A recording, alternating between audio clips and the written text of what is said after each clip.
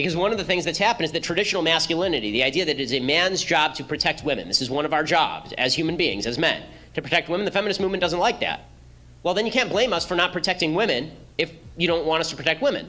None of the medical associations that I just named off would actually support the idea that gender is biological. This is something that's completely untrue within every single medical consensus. Well, then I will just say that anyone who suggests that gender has no reference whatsoever to biology, it's not connected in any way to biology, is just full of shit. I believe you're right about trans people, given the American Psychological Association, American Medical Association, American Psychoanalytic Association. I can go on for about 5 more associations that are very prominent and govern the existing health government or health industries within the major Western countries.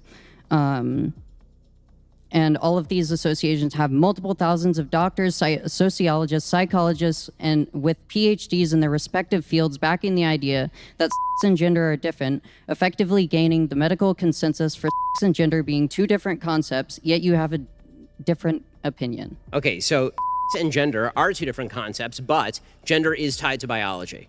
So one of the big problems that you see in sort of the argument in favor of trans rights is this notion that gender and sex are completely separable. They're not completely separable. If they are completely separable, then this means that identifying people by their subjective gender really has no relevance as to whether they are a male or a female. Male and female are biological terms. So using terminology like male and female to describe a self-perception of maleness or femaleness is sort of a bizarre way of arguing whether a thing is a medical associations that I just named off would actually support the idea that gender is biological. This is something that's completely untrue within every single medical consensus. Well, then I will just say that anyone who suggests that gender has no reference whatsoever to biology, it's not connected in any way to biology, is just full of shit. Because if the reason I and the reason that I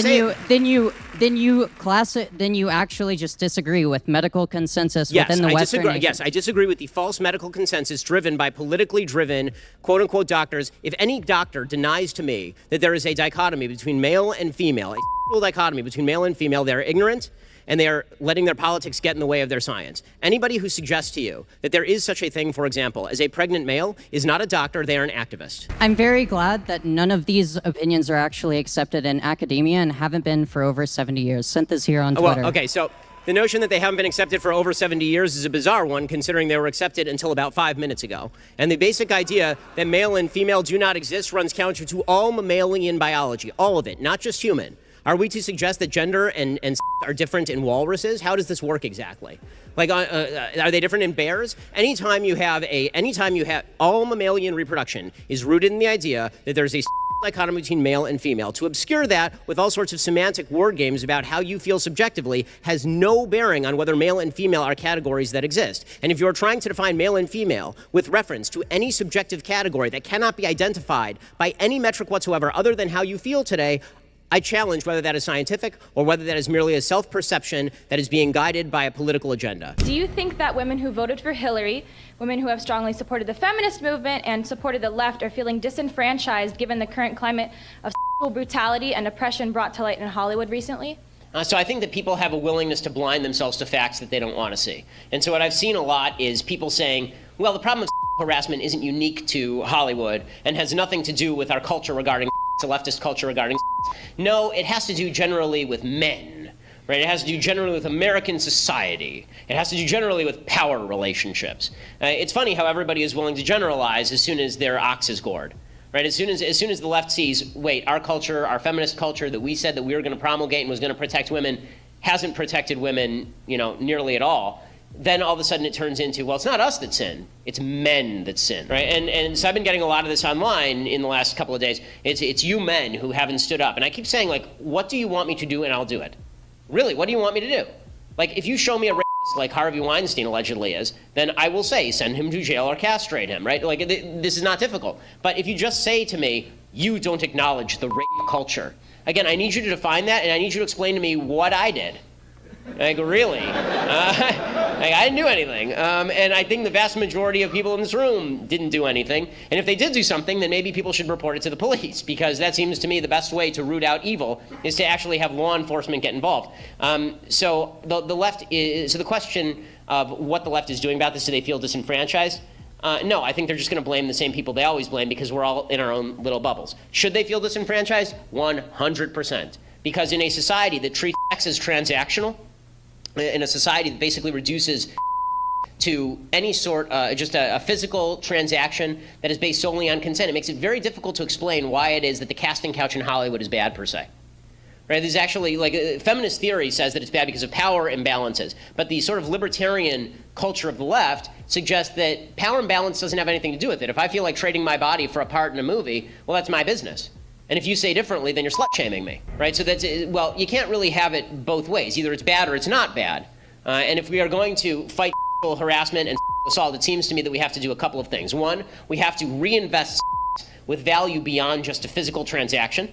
It's not just two people who are getting each other's rocks off. It actually means something beyond that. There's a relationship that's attached to it. And beyond that, I think that we need to re-inculcate in men themselves, not just the teach men not to rape routine. Like, again, it's such a weird concept. Like, when I was 11, my dad didn't sit me down and say, son, don't rape people. Like, if you have to teach your child that, my guess is that you got a bigger problem than that on your hands. Like, I want to protect women. I think men should protect women. I think one of the reasons God put man on earth is to protect women. Okay, well, then it is incumbent on me to protect women. But if you're telling me that I can't even open a door for a woman because this is somehow an offense to her honor, and that if I say that it's man's job to protect women, that this is somehow reinforcing gender stereotypes, then don't come whining to me when bad stuff happens. Because the answer to bad behavior is good behavior. The answer to vice is virtue. The answer to vice isn't just yelling and hashtagging crap. Stated that you didn't care about people's concern about the browning of America, which, in my opinion, is essentially not caring about the issue of illegal immigration. No, that's not right. Well, sorry, go ahead. and yet you support Israel's ethno-state by stating that Judaism must be preserved, since elements like this uphold Jewish national identity and culture, which I don't mind. But the fact that you don't care about the demographic change in America is kind of concerning, because we're all Americans here, right? Okay. And the question is, do you want our nation to end up like a third world country such as Brazil, or a disaster like Germany and Sweden right now? Okay, so Brazil's a second world country. Technically, it's a developing country. It's not like a fully underdeveloped country or a failed state. Then why is there a far-right candidate winning at the moment? I mean, if you want to argue Brazilian politics, I agree that Brazilian politics has been dominated by the far left, but I'm not sure that that's of tremendous interest. Let's talk about the first question. Okay, when I say I don't care about the browning of America, what I mean is I don't care about ethnicity. It doesn't make any difference to me. The only thing that makes a difference to me is the ideals of the people who are coming across the border.